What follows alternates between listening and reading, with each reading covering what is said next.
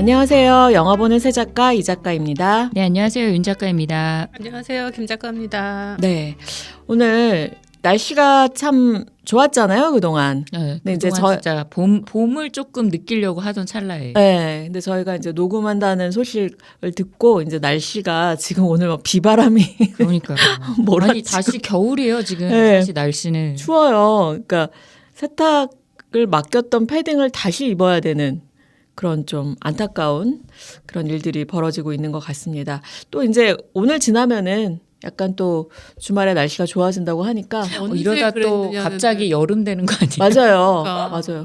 이러다 며칠 갑자기... 전에 또 반팔 반바지를 길에서 맞아요. 목격을 저도 봤어요. 저도 네. 봤어요. 맞아요. 그래서 요즘에는 봄, 여름, 가을, 겨울이 아니라 캐대원 날씨. 그 겨름이라고 하더라고요. 겨름. 겨울 다음에 여름.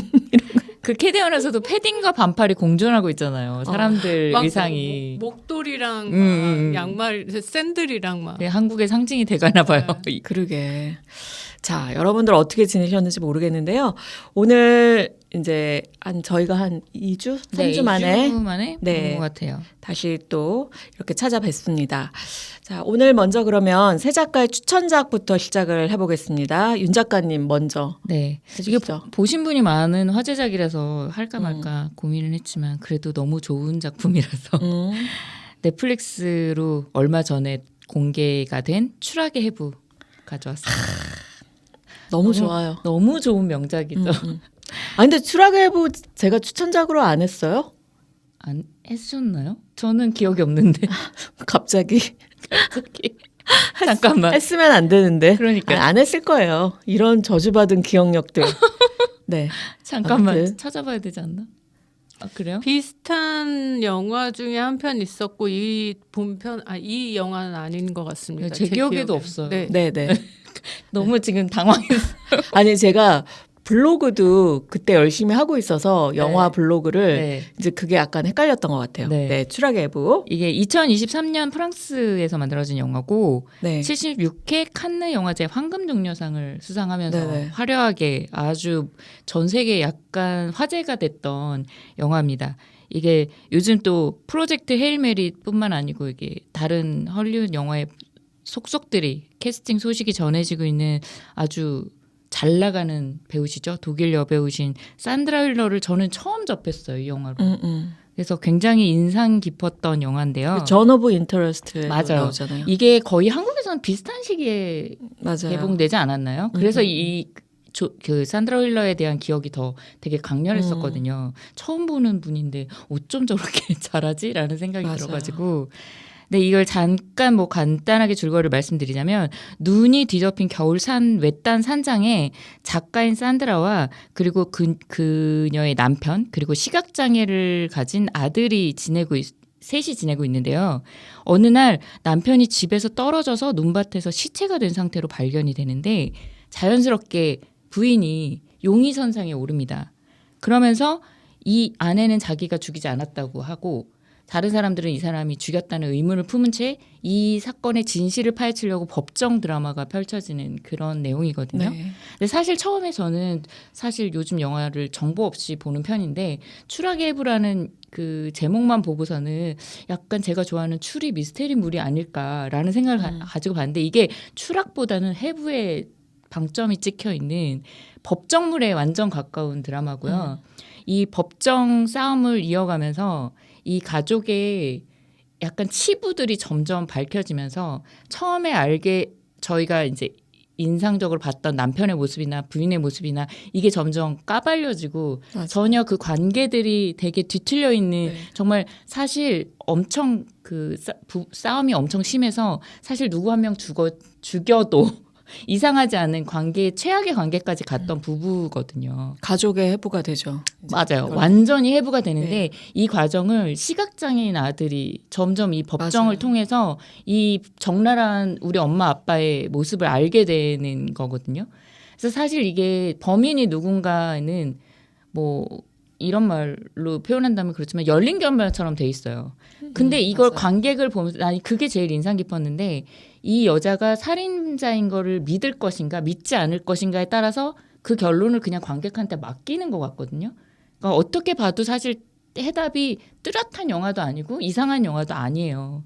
근데 이 영화를 보면서 과연 나는 믿을 수 있을까? 그녀가 아니라고 밝히는 진실을 믿을 수 있을까? 그걸 굉장히 생각을 많이 하게 되고 아무튼 되게 인상 깊고 재밌었던 기억이 있는 영화. 정말 재밌는 영화였던 네, 것 같아요. 맞아요. 초반과 뭐 계속 나오는 음악도 굉장히 인상적이잖아요. 네. 그 음악을 제가 여기서 할 수는 없지만 딴딴딴딴 하시네요. 딴딴딴딴딴딴 그 음악 생각나세요? 네. 하여튼 뭐 음악뿐만 아니라 연기 뭐 연출 연기, 연출 이게 정말 법정 말이 정말 많은 드라마거든요. 말로 진행이 계속 되잖아요. 근데 몰입도가 엄청나게 세고 그 밝혀지는 사실 때문에 이게 계속 충격을 받게 돼요. 저도 사실은 몰랐던 사실들이니까. 맞아요. 그런 게 극을 이끌고 보게 하는 힘이 굉장히 큰 드라마라고 그러니까 생각돼요. 관객들도 그러니까 시청자들도 그 법정 드라마 한복판에서 네네네. 계속 방청하고 있는 네, 그런 실시간으로 그런 네. 느낌이 들잖아요. 진짜 잘 만든 영화 같아요. 제가 지금 영화 이미지를 찾다 보니까 반려견이 등장하는데 네. 반려견도 굉장한 하나의 캐릭터를 가지고 있나요? 반려견이 캐릭터라기보다는 중요한 어떤 에피소드의 하나로 쓰이게 돼요. 그걸 지금 말할 수는 없을 것 같고요. 보시면 맞아요. 되고. 왠지 이미지상으로 굉장히 그 인상적으로 나와 있는 것 같아서. 그리고 포스터가 굉장히 비주얼적으로 되게 그렇죠. 인상적이에요. 하얀 설원 위에서 부감으로 네네네 죽어 있는 시체와 그걸 지켜보는 엄마와 아들의 모습이 있는 그 포스터가 굉장히 영화의 모든 걸 대변을 해주면서 약간 파고 느낌인데 이거? 그렇지만 전혀 장르가 다릅니다. 그렇죠. 장르가 전혀 다른 재미를 주는 영화라서 혹시 못 보신 분들이 있다면 맞아요. 꼭 보셔야 돼요. 넷플릭스를 넷플릭스에 통해서 지금, 보시길 바랍니다. 네, 넷플릭스에 정말 꼭 봐야 될 영화. 저도 네. 그렇게 생각을 합니다. 오늘 가서 봐야 되겠네요. 네, 진짜 보세요. 재밌어요. 꼭 보세요. 법정 스릴러 같은 느낌도 네네네. 들고, 네, 아무튼 추락의 해부 잘 들었습니다. 제가 소개해드릴 영화도 넷플릭스에 지금 공개된 작품인데요. 2026년 아카데미 시상식에서 단편영화상을 수상한 가수들이란 작품입니다. 혹시 보셨어요? 저 네, 처음 봤어요. 들어요. 보셨죠? 원작도 읽었는데 진짜요? 네, 원작을 읽고 보면 진짜 저런 소설가가 저런 걸 상상했었겠구나 그런 느낌이 들면서 잘 구현된 느낌? 이 작품이 저는 이제 뭐 오스카에서 상을 받은 거를 알고서 이제 관심이 가서 이제 보게 됐는데, 런닝 타임 되게 짧아요. 단편이니까 한 20분 정도 되는데, 이게 김 작가님 말씀하신 대로 러시아 작가의 19세기 단편 소설 가수들을 현대 미국을 배경으로 해서 재해석한 영화거든요. 근데 이게 독특한 게, 샘 A 데이비스라는 감독이 만든 작품인데 감독이 이제 소셜 미디어에서 우연히 뉴욕 지하철 버스커 마이크 영이라는 그 사람의 노래 영상을 보고 영감을 얻어서 또 이 작품을 만들게 됐어요. 그래서 이 사람을 또 캐스팅을 했고, 그래서 줄거리를 잠깐 말씀을 드리면 되게 허름한 동네 술집에서 외로운 밤을 달래러 모인 평범한 중년 남성들이에요. 정말 뭐 뭔가 이렇게 삶에 찌들어 있는 것 같은 그런 남성들이 즉흥적으로 노래를 하기 시작하면서 미묘하게 노래 대결을 펼치게 되는 작품인데, 그냥 노래를 뽐내는 것뿐만 아니라 뭔가 각자의 삶의 무게가 이 노래를 통해서 전해지는, 그래서 마지막에서는 와 하는 뭔가 그런 감동마저 있는 그 짧은 시간에 그 짧은 시간에 있어져요? 네. 오. 그러니까 그 연출을 잘했다는 이야기겠죠. 그리고 이 작품이 되게 잘 만들어진 게 뭐냐면은 이게 필름으로 만들었어요. 35mm.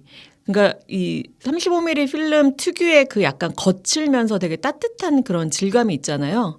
그러니까 촬영이 되게 딱 인물을 클로즈업 샷이 되게 많은데 인물을 클로즈업 했을 때 그 느낌이 그냥 이 사람의 어떤 삶 자체를 그냥 클로즈업하는 느낌으로 그 이 사람들이 다 어떻게 보면 일반인들이란 말이에요. 실제 어떤 뭐 소셜 미디어를 통해서나 길거리에서 캐스팅된 무명 음악가들이거든요. 근데 이 사람들이 뭐라 그럴까 너무 진짜기 때문에 더 리얼해 보이는, 그리고 이 사람들이 부르는 노래도 왜 그런 거 있잖아요. 누구나 예술가다 사람은. 그러니까 어떤 예술의 좀 보편성 같은 것도 이렇게 느끼게 해주는데 뭐 그런 것에서 오는 좀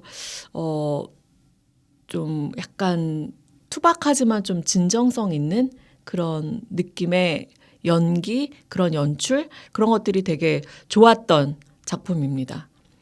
아니 그 짧은 러닝 타임에 그게 보여진다는 게 너무 매력적으로 다가오고 사실 상상이 잘 안 가요. 소설은 사실 제가 이 소설을 어디서 접했냐면 글쓰기에 관한 책을 읽었는데 그 안에 이 소설이 예시로 들어가 있었어요. 근데 러시아의 옛날 단편들은 굉장히 지금 말씀하신 것처럼 투박하고 거칠고 막 자기만의 스타일이 있고 기승전결에서 막 벗어나 있고 이러니까 이런 소설도 있다라는 예시로 읽은 건데 사실 이게 소설이야 재미가 없는데 같은 느낌이었는데 그러니까 맞아요. 그럴 수 있죠. 그럴 수 있어요. 그 소설에서 굉장히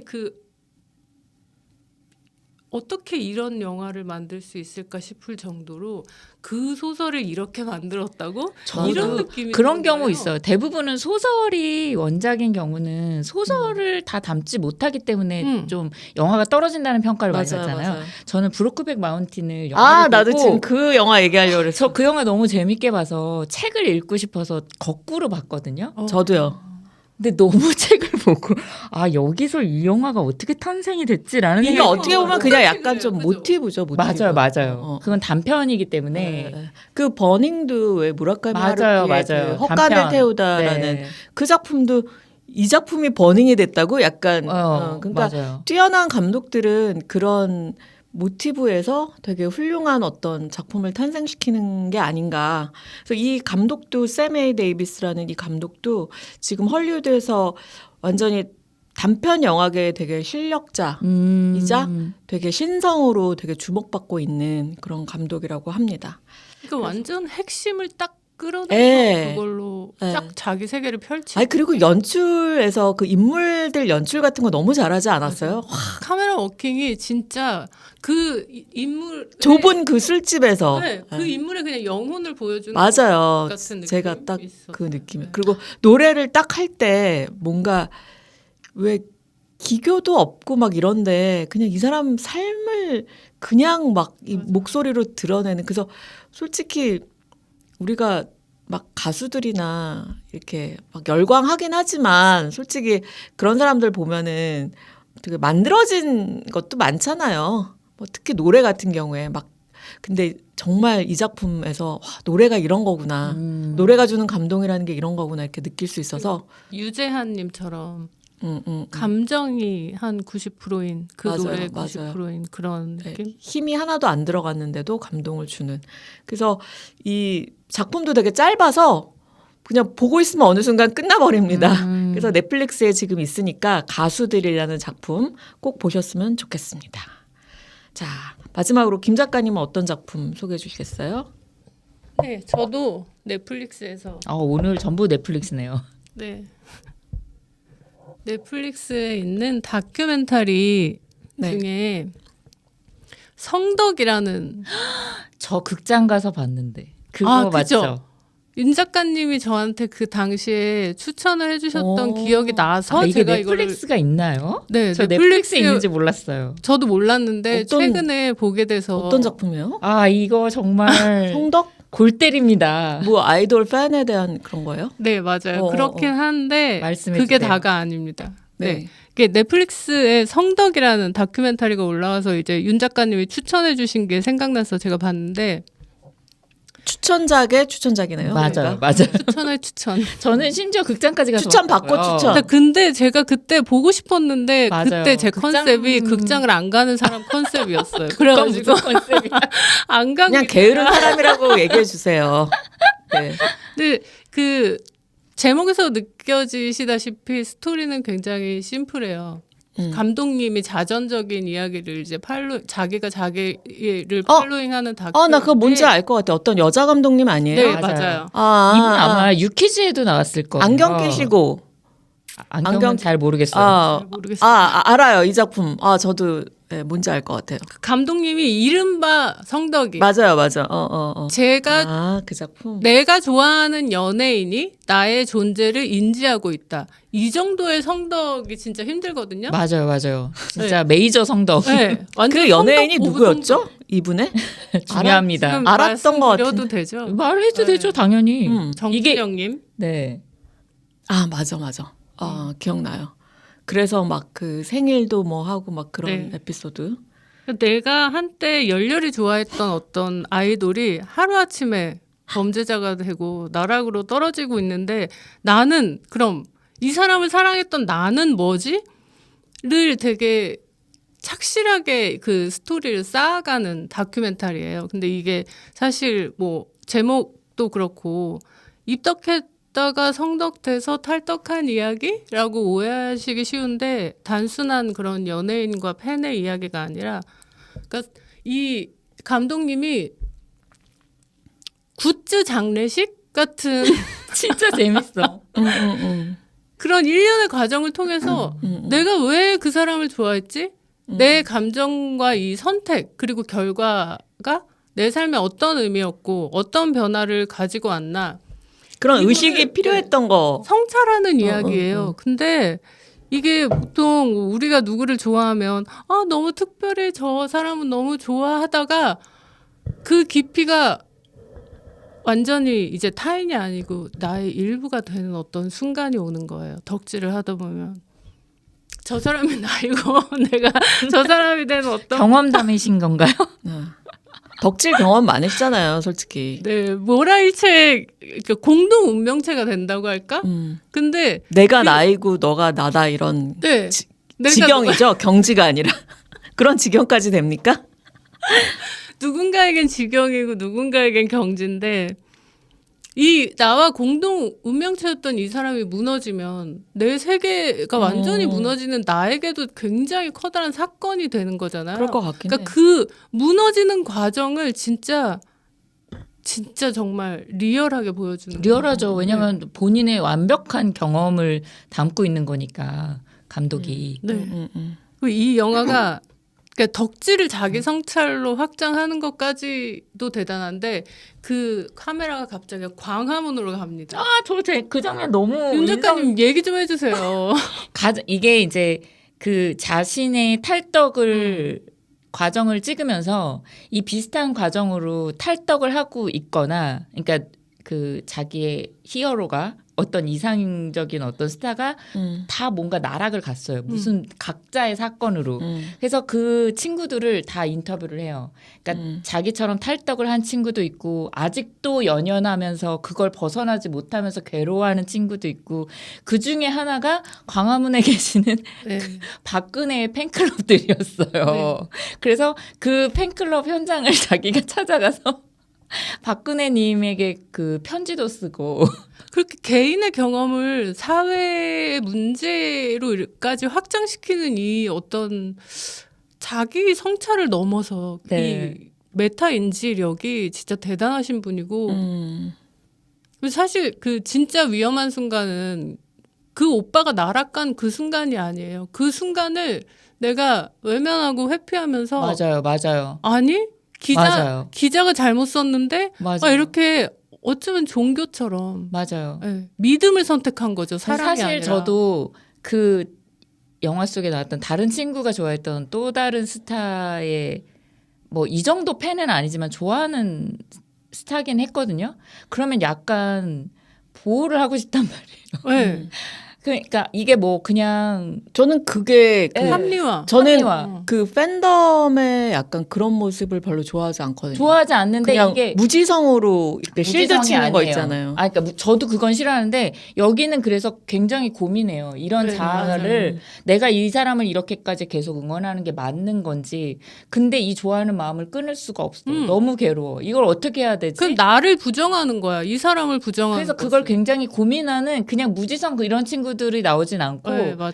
근데 적어도 그러니까 고민에 생각할 거리가 예. 있는 거야. 그래서 저도 이 정도까지 좋아해 본 적은 없지만 약간 그렇게 밀어뒀던 어떤 그 외면의 내용이 아 나도 이렇게 그냥 외면하고 있으면 안 되겠다라는 생각이 들게 하더라고요. 네, 그러니까 모두 근데 이게 사실 그냥 연예인과 팬의 얘기가 아니고 우리가 보는 거 나는 이 현상을 어떻게 보고 어떻게 믿는가 같은 어떤 자기의 세계관에 대해서 돌아보는 계기가 되기도 할 수 있다고 생각하거든요. 그러니까 우리가 뭘 믿고 어떻게 믿는가가 사실 뭐 종교 문제도 거기에 해당될 수 있고 그런데 아무튼 그냥 영화가 아닙니다. 네. 진짜 저는 이거 자기 성찰 전 국민의 자기 네. 성찰력을 전 한 국민뿐만이 10% 아니고요. 높여줄 수 있는 저는 영화 배우나 아이돌 분들 팬을 많이 거느리시고 있는 분들이 꼭 좀 봤으면 좋겠어요. 그것도 맞습니다. 맞아요. 이 댓글 중에 그런 게 있었거든요. 나는 스타를 위해서 이렇게 열심히 사는데 너네는 왜 그렇게 살고 내 삶을 망가뜨리냐고. 그러니까 자기가 맞는 그 말이네. 맞는 삶을 말이에요. 선택한 순간 자기는 공공재라는 어떤 그런 인식이 있어야 돼요. 그러니까 책임을 본인의 근데 막 쉽게 막 음주운전하고 맞아요. 막 뭐 마약하고 그거 뭐 이상한 안 돼. 예. 그러니까 자기의 선택 하나로 이렇게 괴로워하는 사람들이 많다는 거를 알아야 돼요. 그래서 좀 봤으면 좋겠어요. 그러니까 그게 그 초심을 잃는다는 게 확실해요. 맞아요, 맞아요. 인기를 얻으면 초심을 잃을 수밖에 없어. 초심을 잃으면 팬이 안 보이거든, 사실. 그렇잖아요. 초심은 잃어도 중심은 잃으면 안 된다는 그런 가르침. 그러니까 초심이 중심이야. 그걸 잃어버린 거지. 사실 근데 팬들한테 최고- 미안해야 돼, 진짜. 맞아요, 맞아요. 연예인들이야말로. 진짜 팬이 아니면 존재할 수 있는 직업이 아닌데 사실은.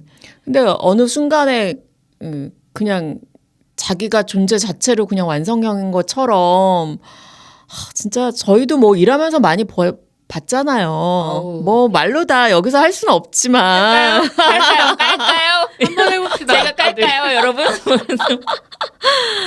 그러니까 그래서 그 최근에 뭔가 되게 누군가를 너무 강하게 우상화하고 있거나 아니면 너무너무 싫어하거나 뭐 이런 감정을 가져보신 분들은 나의 믿음이 정말 어디에 위치해 있는가 같은 생각을 한번 해볼 수 있는 계기도 되는 것 같아서 추천하게 되었습니다. 그리고 무엇보다 재밌습니다.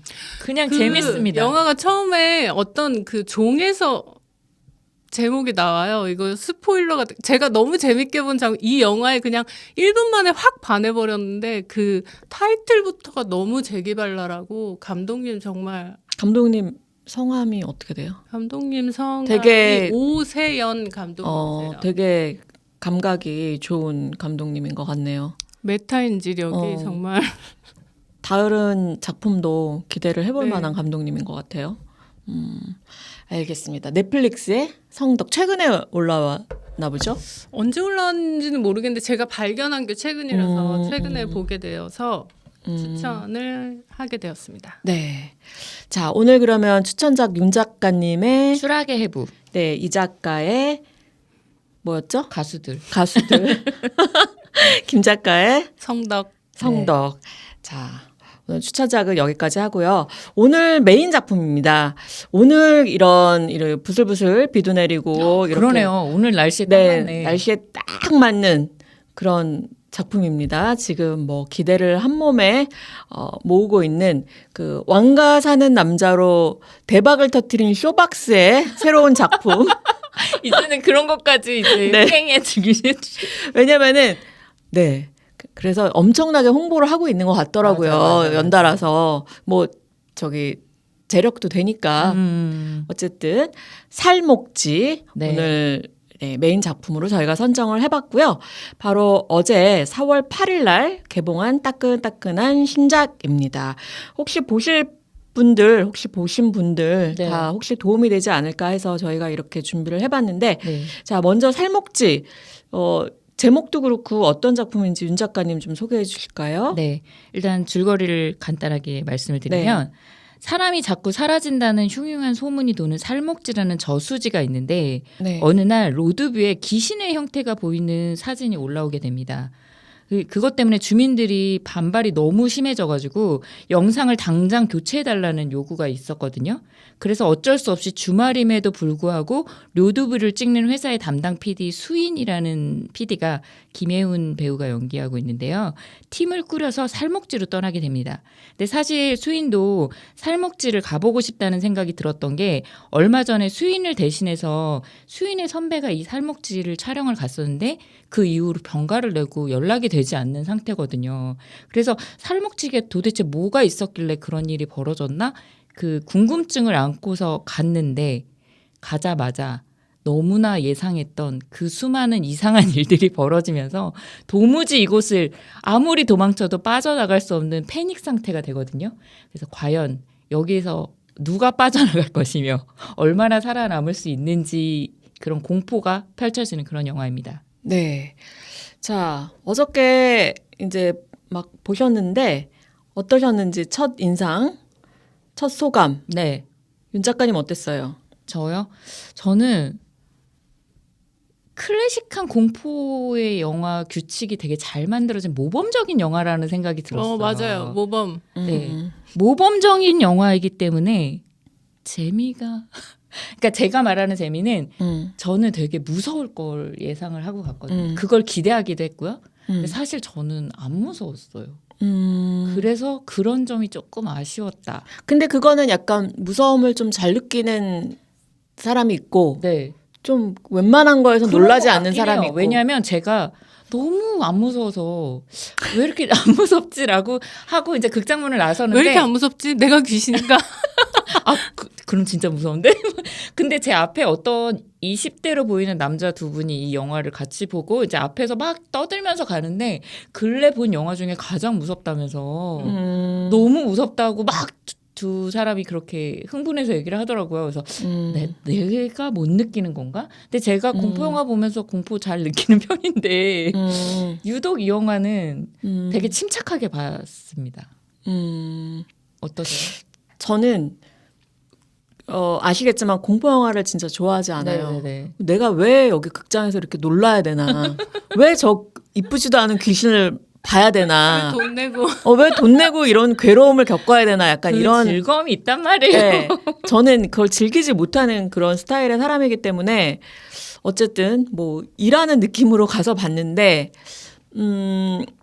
되게 깜짝깜짝 놀라는 건 있었던 것 같아요. 그건 하지만 정말 기본이죠. 네, 하지만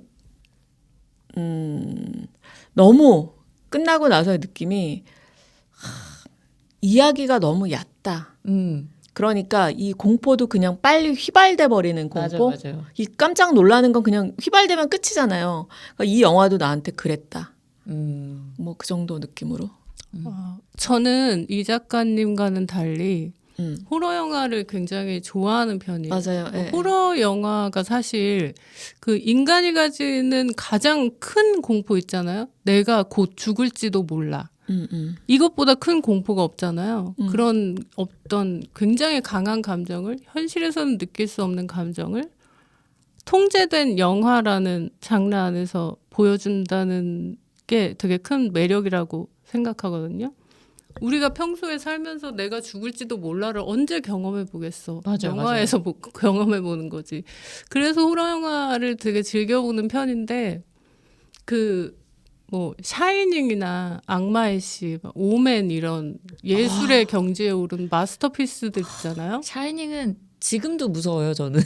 제목만 들어도 무서워요. 그 모든 장면들이 정말 아직도 뇌리에서 사라지지 않는 공포가 있어요. 네, 맞아요. 그런 어떤 마스터피스적인 공포를 제외하고 뭐 식스센스라든지 큐브 같은 스릴러 장르를 또 제외하고 우리가 이야기할 그냥 귀신 직관적으로 귀신 나오는 그냥 약간 공포 전통적인 영화. 공포 네. 영화. 그런 영화 중에서 제가 좋아하는 베스트 3가 주온이랑 셔터랑 컨저링이 있어요. 근데 그냥 진짜 직관적인 맞아, 귀신 맞아요. 깜짝 호러 그 영화들 중에서 이 세 편이 되게 처음 으스스한 감정이 막 아무것도 아닌 것 같다가 점점 커지다가 삶을 지배하는 그런 경지까지 가잖아요. 그런 면에서 윤 작가님 말씀하신 그 모범적이다. 모범적이요, 네. 진짜. 그 정도의 만족은 충분히 준다라고 맞아요. 저도- 생각했습니다. 저도 그 정도예요. 그러니까 너무 기대를 하고 갔던 게 사실 이게 개봉 전에 이 감독 뭐 이렇게 홍보의 수단이었을 수도 있겠지만 굉장히 좋은 평들이 되게 많이 나왔어요. 그리고 감독이 31살밖에 안 됐더라고요. 굉장히 젊은 감독인데 이 장편 데뷔를 하기 전에도 꾸준하게 이 공포 분야, 호러 분야만 단편도 찍으시고 뭐 이런 독립영화도 찍으시고 그러셨더라고요. 그래서 저도 이 장르를 좋아하는 사람으로서 약간 장재원 감독을 이을 수 있는 이 장르만의 어떤 아이덴티티를 가진 그 감독이 나오지 않을까라는 기대감이 솔직히 있었거든요. 근데 너무 교과서적인 장면들만 많은 느낌이었어요. 그러니까 뭔가 독창적이라는 거는 뭐 물론 뭐 로드뷰 화면이라든지 어떤 그 뭐 물속에서 귀신들이 떠오르는 장면들이라든지 이런 창의적은 분명히 있는데 카메라 앵글이 진짜 매력적이에요. 그래요. 그죠? 그런 것들 네. 그런 그 것들은 있는데 안에서 밖을 바라보는 그 시점이라든지 이런. 그러니까요. 그런 거는 되게 31살 되게 젊은 감독다운 그런 어떤 새로운 시도가 있다라는 생각이 들었지만 다른 모든 장면 특히 이 무섭거나 이렇게 깜짝 놀라게 연출하는 모든 장면들이 다 어떤 그 교과서적인 그 템포와 그 방법으로 자꾸 나오니까 제가 놀랄 틈이 없이 준비가 되는 거예요. 아 여기 나오겠네 싶으면은 나와 있고 아 뒤돌아보면은 저 사람 아니겠네 싶으면 귀신이고 뭐 이런 식이 되니까 저는 그래서 약간 무서움이 안 느껴졌던 것 같아요. 준비가 자꾸 되니까. 저는 그 준비가 되고 느끼고 하면서 점점 잠식당한 관객 중에 하나였거든요. 마지막까지 그렇게 열린 결말로 끝나는 것까지 굉장히 그 잠식이 마감되지 않은 채 계속 잠식되는 느낌? 맞아요. 왜냐하면 그 열린 결말 때문에 그 이해한 사람들이 각각이더라고요. 저랑 같이 네. 본 사람도 한국인이 좋아하는 그래서 끝나고 할 얘기가 좀 있기는 있더라고요. 근데 저는 좀 재미없게 본 것 중에 뭐 깜짝 놀라는 그런 거는 제가 뭐 겁이 많아서 그런지 깜짝 놀라기는 했는데 저는 처음부터 그 설정 있잖아요. 거기 뭐 로드뷰를 잘못 찍어서 거길 다시 촬영을 하러 가고 카메라 들고 가는 촬영팀 이런 게 너무 그냥 편리하게 구성된 되게 전형적인 인물들? 이라는 생각이 처음부터 그게 너무 드니까 왜 이렇게 인물들을 전형적으로 만들었지? 그리고 그 안에 6명이 들어가는데 거기서 또 뭐 귀신에 심취해 있는 여자 맞아요. 그 와중에 그 6명 딱 6명인데 그 와중에 또 그 귀신 방송을 하는 여자가 또 있어. 그것도 조금 자기적이고 그다음에 이게 다 교과서적이라니까요. 그러니까 그게 너무 전형적이고 그다음에 또 그 와중에 그 껌껌한 그리고 귀신이 나왔다는 로드뷰에 그리고 막 거기에 무시무시한 뭐 그런 이야기들이 떠도는 거기 들어갔는데 남자들은 전혀 또 겁을 안 내고 막 에이 이게 뭐가 무서워 막 이런 느낌에 굳이 막 맞아요. 너무 굳이 그런 데 지나치다. 네. 너무 지나치고 거기서 막 물수제비하면서 놀고 막 이런 게 그러니까 저기 초반에 세팅이 저는 좀 어색했어요. 너무 자기적이면서 어색하고 6명이 그 저수지에 갔다가 깜깜해졌을 때 그때는 뭔가 6명 간에 뭔가 뭐라 그러지 텐션들이 조금 이렇게 완급 조절이 있어야 되는데 다 각자 텐션이 따로 노는 느낌? 남자 2명은 막 너무 우리는 막 이 세상에 겁날 게 하나도 없어. 막 귀신이라는 게 어딨어. 근데 저는 인간이라면 남자들이라도 그렇지 않을 거라고 생각하거든요. 그 깜깜한 저수지에 들어가서 거기서 막 해맑게 놀고 있다? 그다음에 그 여자는 카메라로 나는 귀신을 꼭 봐야 되겠어. 아, 너무 자기적이어서. 그러니까요. 이게 아까도 말씀드렸다시피 그 모든 인물들이 저도 음. 처음부터 좀 그 연기 그 캐릭터들의 과장돼 있고 너무 전형적이라고 그 생각은 들었는데 그냥 연출을 위한 세팅. 네네. 왜냐면 그 사람들 중에 죽을 순서가 보여요. 맞아요. 그게 전형적인 사망 제일 까부는 사람들이 죽는 거. 그 사망 플래그가 이렇게 보이고 읽힐 정도로 굉장히 좀 그 연출 그 앞부분 연출은 특히나 말씀하신 것처럼 너무 전형적으로 배치돼 있다. 그다음에 꼭 그런 그 저수지에 들어갔을 때 그 마을에 왜 할머니 네네네. 그런 그 할머니 되게 막 무서운 할머니 막 돌탑 이런 게 참 전형적이다. 맞아요. 예. 그래서 저는 초반에 조금 뭐 깜짝깜짝 놀라는 거는 되게 놀랐는데 그런 세팅들이 조금 마음에 들지 않았던 것 같아요. 왜냐면은 이 공포 영화 우리가 엄청 많이 봤잖아요. 솔직히 한국의 공포 영화 뭐 엄청 사실 많았고 뭐 성공한 작품, 성공하지 못한 작품들이 있지만 근데 저는 좀 공포 영화만의 신선함을 기대했거든요. 저도요. 예. 뭔가 하도 이게 홍보를 많이 하니까 마케팅을 많이 하다 보니까 어떤 신선함을 기대를 했는데 신선함에는 너무 미치지 못했기 때문에 저는 좀 되게 실망스러웠다라고 말하고 싶어요. 그러니까 솔직히 제가 좋아하는 공포 영화는 옛날 거지만 98년도에 여고괴담 같은 거 있잖아요. 아름답죠. 요거 특히. 예. 근데 거기서는 그 감독들이 대단했던 게 그 공포 영화에서 어떤 그런 정서와 감성을 끌어내는 그 연출력이 전 대단했다고 네네. 생각을 하고 되게 옛날 영화인데도 맞아요, 불구하고 맞아요. 그리고 길이 남을 어떤 샷을 남기잖아요. 네네네. 그 점프로 왔다 갔다 하면서 네네네. 이런 표현력도 그렇고 그런 면에서는 사실은 기대에 못 미친 건 맞는 것 같아요. 그다음에 그 김지훈 감독 만든 장화홍련도 그렇고 장화홍련 굉장히 무서웠거든요. 근데 그 무서운 게 그 심리에서 나오는 이상한 그 맞아요. 분위기 있잖아요. 장화홍련은 솔직히 귀신이나 무서운 장면은 그렇게 많이 등장하지 않아요. 예. 정말 분위기로 계속 사람을 압도하는 느낌이 드는 거지. 그래서 이미 그런 공포 영화들을 맛봤던 한국 관객들인데 지금 2026년에 굉장히 젊은 감독이 굉장히 야심차게 그려낸 작품 치고는 좀 신선함이 많이 떨어졌다라고 생각을 합니다. 저는. 네. 신선함이 많이 떨어지는 건 사실인데 저는 호러 영화의 팬으로서 이 영화를 좀 쉴드 치고 싶은 지점은 네. 호러라는 장르가 영화에서 유일하게 뻔해도 괜찮은 맞아요. 어느 정도 전형적이어도 괜찮은 그걸 장르라고 보고 싶어서 가는 생각하거든요. 네, 관객들이 맞아요. 많으니까. 거기서 너무 벗어나면 오히려 안 좋은, 너무 신선하면 오히려 뭐 마이너스가 되는 장르라고 생각해서 그 전형적이고 뻔한 느낌을 저는 좋아해요. 유일하게 호러 장르에서는. 그래서 좋았다.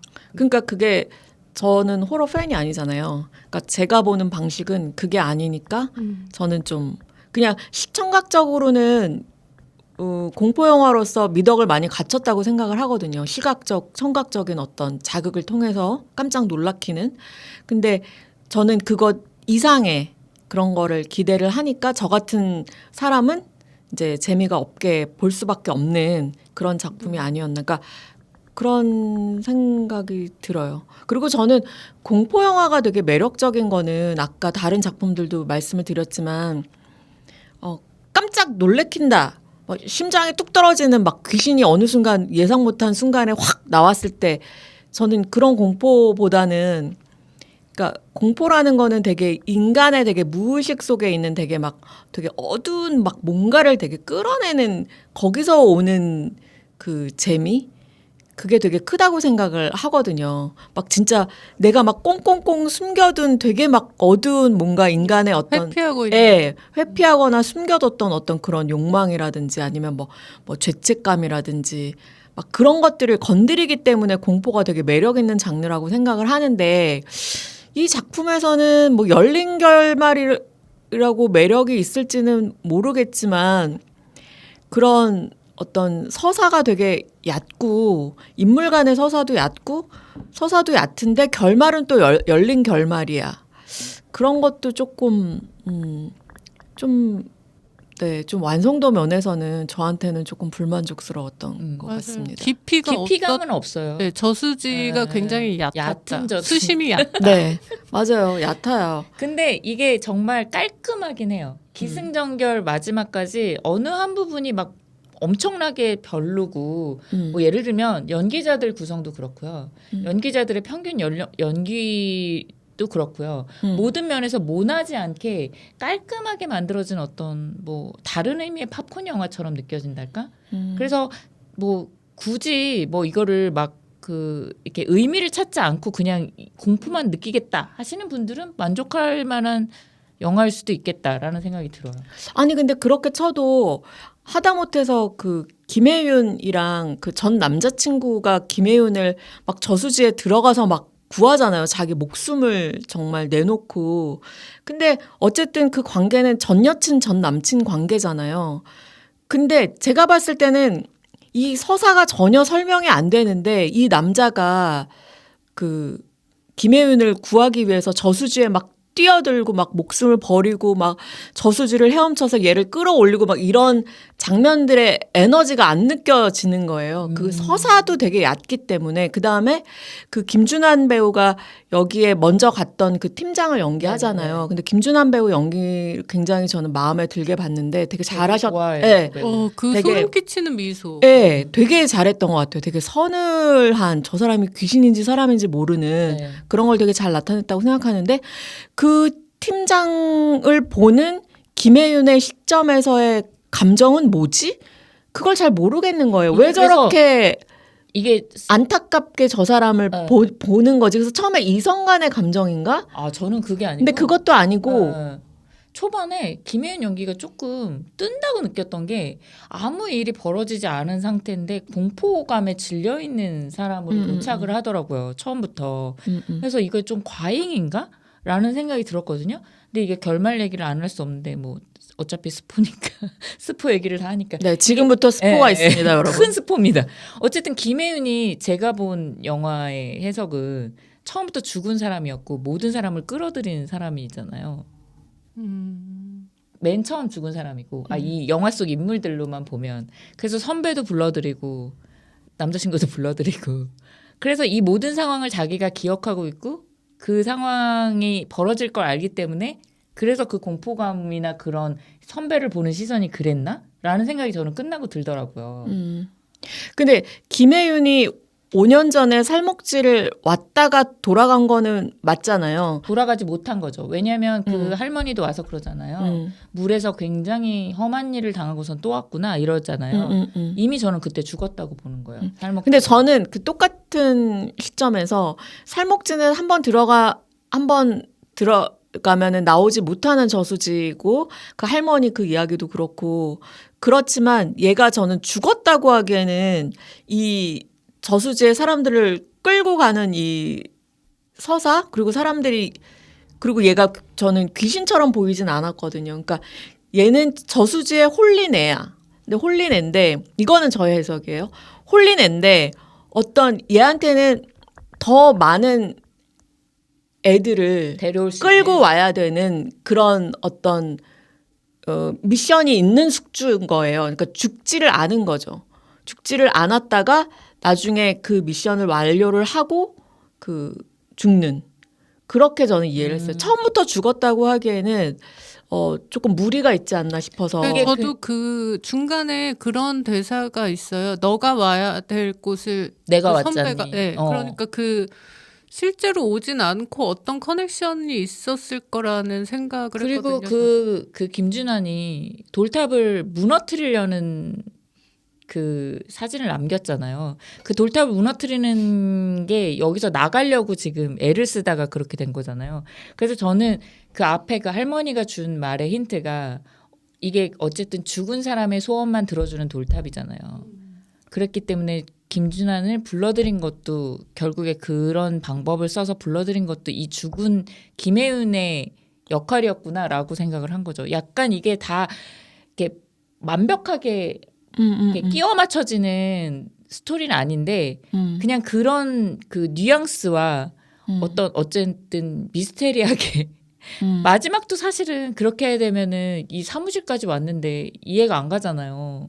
그냥 스토리로 보면은 뭐 저는 약간 그런 생각이 근데 들어요. 사무실 씬은 약간 그 환상? 기태가 보는 환상이라고 저는 느꼈어요. 왜냐면 거기서 현실과 환상이 좀 왔다 갔다 하는 장면들이 있잖아요. 그래서 완전히 마지막 씬에서 기태가 그 살목지 앞에 이렇게 발을 담그고 있는 씬에서는 이제 기태가 이제 그 저수지에 이제 숙주로 남는 거고, 이미 그 전에 물속에 빠졌던 김혜윤은 얘가 끌어올리면서 김혜윤은 그때 이제 죽은 거고, 그렇게 생각했는데 이게 이 해석이 뭐가 맞는지는 모르는 것 같아요. 맞아요. 감독이 뭐 정확하게 네. 얘기하지를 않았기 그리고 때문에. 어떤 해석으로 봐도 뭐 크게 무리가 있는 네네네. 설정은 아닌 것 네네네. 같아요.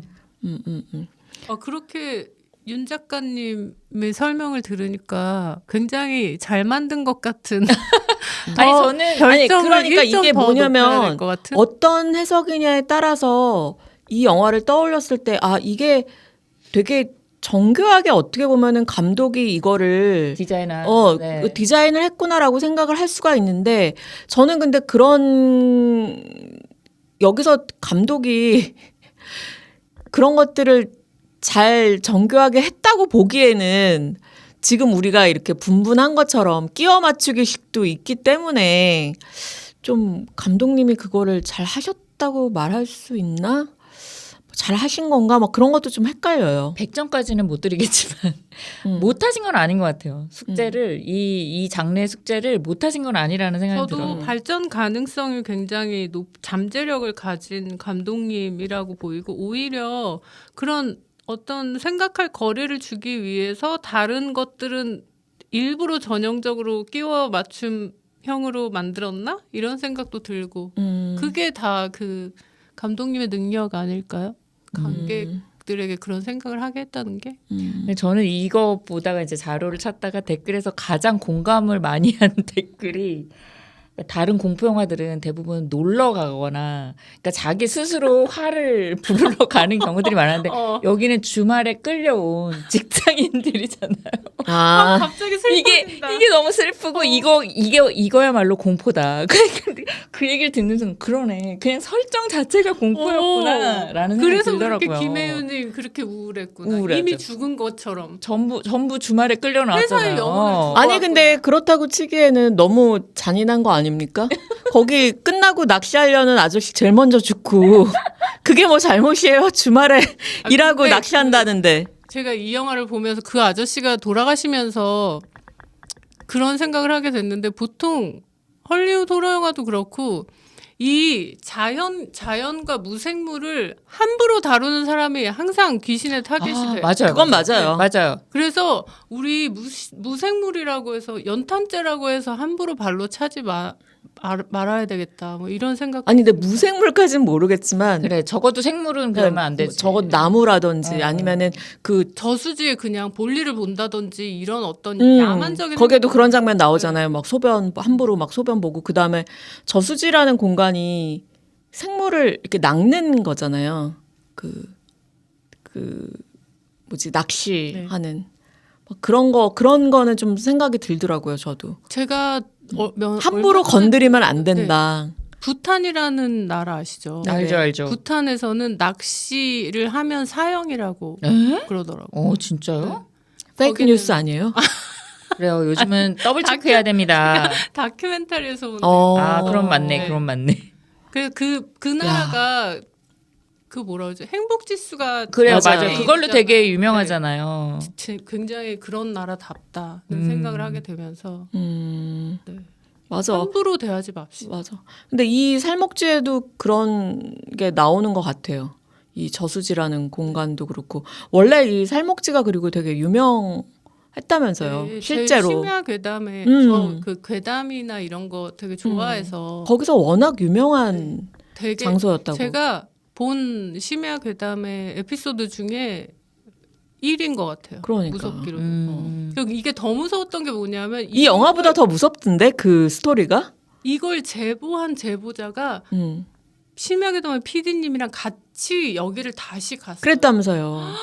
살아 돌아왔네요. 네, 잘 돌아오시긴 하던데 그 다시 저 사람이 저걸 겪고 다시 간다고가 이미 제 머릿속에서 너무 큰 공포로 자리 잡고 거기서 있어서 무슨 일이 일어났었지? 제가 심야괴담에서 이 그러니까 제보하신 분이 그러니까 팔목지에서. 제보하신 분이 이 낚시를 하는데 뭐 길을 잘못 들고 내비게이션이 맞아.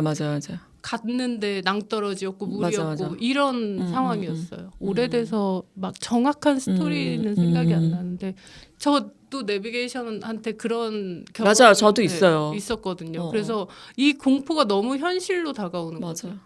아니 충남 예산에 있는 실제 장소라면서요. 근데 저 여기는 밤 10시 넘으면 모든 낚시하는 아저씨들이 다 집으로 돌아가는 아니 그러니까 아니 그래서 저가 이제 충남 쪽에 이제 아버지 고향에 있어서 항상 예산 이쪽 이렇게 들려서 가는데 여기에 이런 장소가 있다고? 한번 가봐? 안 돼요. 못 나올 수도 있어. 저희 카메라 들고 뭐 같이 주말에 가자고 하면 저는 싫어. 저는 안 갈래요. 왜 그런 짓을 해요? 이 영화의 또 하나의 미덕이라면 원래 이런 공포 영화들이 네. 그 신인들이 엄청 많이 발굴되고 맞아요. 저는 이 영화도 이번에도 뭐 김혜은이야 뭐 많이 알려진 배우라고는 하지만 사실 영화 쪽으로는 거의 처음 보는 김혜연 배우 괜찮더라고요. 참. 너무 잘하더라고요. 전 그 드라마 못 봤거든요. 변우석 님이랑 나왔던 천지엽꽃이요. 선제업고티오 못 봤는데 네, 되게 딕션도 좋고 엄청. 굉장히 이렇게 똘똘한 느낌이 나면서 이 역할에도 되게 어울렸고 네네. 혼자만의 비밀을 간직한 PD 역할에 되게 잘 어울렸던 것 같아요. 그래서 주로 지금까지는 하이틴 연기를 많이 하잖아요. 뭐 처음에 스카이캐슬에서는 또 고등학생으로 나오기도 하고. 맞아. 그래서 왜냐하면 그때 눈에 참 띄었어. 네, 맞아요. 약간 동안이고 키도 조금 작으셔서 약간 그런 역할을 주로 맡으셨는데 이번에는 이게 다른 연기도 굉장히 여러 장르를 할 수 있겠구나 이런 가능성도 봤고요. 그러니까 확 컸으면 네. 좋겠어. 아까 말씀하신 김준환 배우도 마찬가지지만 저는 그 장원영의 언니로만 알려졌던 그 장다라는 배우도 뭐 엄청나게 뭐 연기력을 발휘하진 않았지만 사실 가능성이 있는데? 라는 느낌이 들면서 다음에 어떤 역할을 할 수 있을까라는 궁금증이 좀 생기더라고요. 아니 그 장다 배우는 그 자리에서 바로 춤을 춰도 네. 아이돌 같은 느낌. 장원영이랑 닮았다는 생각을 저 몰랐어요. 언닌지. 네. 언닌지 몰랐는데 얼굴 보면서 장원영이랑 되게 닮았다. 요즘 애는 장원영 얼굴이 대세는 대세구나. 대세요. 그것도 맞아요. 그래서 약간 이제 뭐 성형을 할 수 있으니까 배우들이 네. 그래서 그렇게 성형을 했나? 이렇게 닮게 그렇게 생각했는데 언니라는 걸 알고서는 참 네. 뒤통수를 맞은 듯한 역시 나의 유전자가 닮은 부분이라서. 거였어. 그 피는 못 속이는구나 그런 생각을 했습니다. 아무튼 이 영화의 미덕은 그런 것도 있다라는 생각이 들더라고요. 이 원래 공포 영화가 좀 좋은 게 저예산으로 또 맞아요. 한정된 공간이라는 네, 그런 그쵸, 메리트가 그쵸. 있기 때문에 네, 한전된 공간이고 좀 배우들도 좀 신인들 많이 쓰고 그래서 이 영화도 30억 밖에 안 썼다고 하더라고요. 그래서 그 손익분기점이 70만에서 80만 정도 된대요. 그럼 이것도 충분히 넘겠네요. 그거 어떻게 예상하세요? 저는 넘을 것 같아요. 지금 반응도 나쁘지 않은 것 같고요. 한 100만은 간다? 갈 것 같은데요. 저는. 네, 이번 주 주말까지 1위 하지 않을까? 그런 생각이 들던데요. 뭐 돌풍을 일으키고 이럴 작품은 아니긴 한데 이게 약간 네. 저처럼 약간 살짝 불호인 경우도 있고 또 호도 있고 약간씩 갈릴 것 같아. 뭐 어저께 되게 웃겼던 게 그 리클라이너 관에서 처음 봤는데 저는 되게 불편하더라고요. 다리를 들고 있는 게 내려도 땅에 닿지도 않아. 다리가 짧아서 그런지. 근데 제 앞에 고등학생 남자분 3분이 앉아 있는데 너무 무서워하는 게 느껴지는 거예요. 제가 봤던 20대 아니, 진짜? 남자분들도 그러더니 아니 그러니까 너무 웃긴 게 앞에서 막 이러고 그다음에 제가 이제 그 어저께 올리브영에서 그 극장 안에 있는 올리브영에서 그 우산을 샀는데 우산이 갑자기 좀 결정적으로 조용한 씬에서 우산이 딱 떨어졌는데 갑자기 그 고등학생들이 너무 놀래가지고 저를 쳐다보면서 재밌게 보셨네요. 그러면서 리클라이너 안에 그 또 쿠션이 있어요. 그 세 분 중에 한 분이 쿠션으로 얼굴을 계속 가리는. 그래서 저는 그분들 구경이 더 좀 재밌었던. 그래서 이게 완전히 체험형 공포. 그 얘기 영화. 많이 하더라고요. 체험형 공포라고. 그래서 김 작가님 말씀대로 정말 그 약간 그런 시청각적인 전통적인 공포 영화의 재미를 또 추구하시는 분들은 재밌을 수도 있겠다라는 생각도 조금 들었던 그런 작품입니다.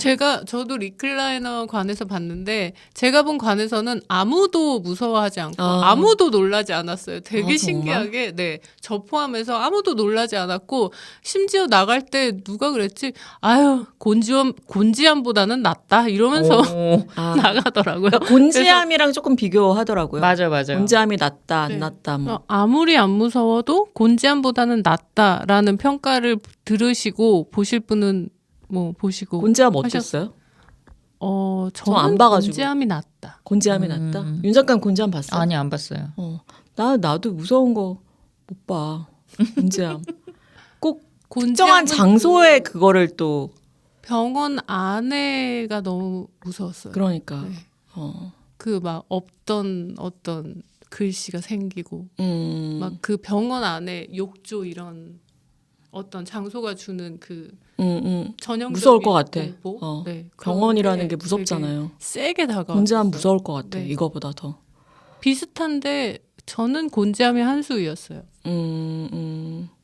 그래서 어떤 분들은 살목지 예고편에서 그 물수제비 그 장면 되게 중요하잖아요. 거기에 다 나온대요. 그래서 그 놀래키는 네. 정말? 그래서 저 되게 물수제비가 제일 무서웠는데 제일 무섭잖아요. 네. 근데 그게 예고편에 다 나와서 그 예고편에서 이렇게 다 오픈하는 게 맞냐 뭐 이런 식의 관객평도 있더라고요. 다 거기서 놀랐던 장면들이 다 반복이 돼서 뭐 그런 아쉬움도 그러니까 워낙에 지금 공격적으로 막 이 홍보를 하다 보니까 좀 그런 것도 있었던 것 같아요.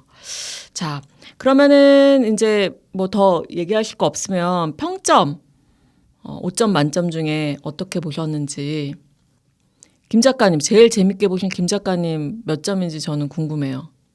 이게 호러 영화 팬만 타겟으로 할 수는 없기 때문에 3.5로 하겠습니다. 3이 이제 극장으로 가라인데 호러 영화 팬이라면 0.5 정도 더해서 갈 수 있겠다. 10점 3.5 점? 정도의 공포? 윤 작가님은요? 저도 추천을 막 하려면 3점은 돼야 되는데 저는 사실 뭐 말리진 않겠지만 굳이 추천은 또 하고 싶지 않은 그래서 그냥 한 2.8? 아이고 참나. 이 제 리액션 평점 뭐죠? 아니 저는 아이고 참나. 되게 깜짝 놀라는 건 저 놀랐다고 했잖아요. 그 요즘에는 그 다 점프 스퀘어라고 말을 하더라고요. 어쨌든 깜짝 놀라게 하는 그 점프 스퀘어 씬은 한 4점. 전 스토리는 2점.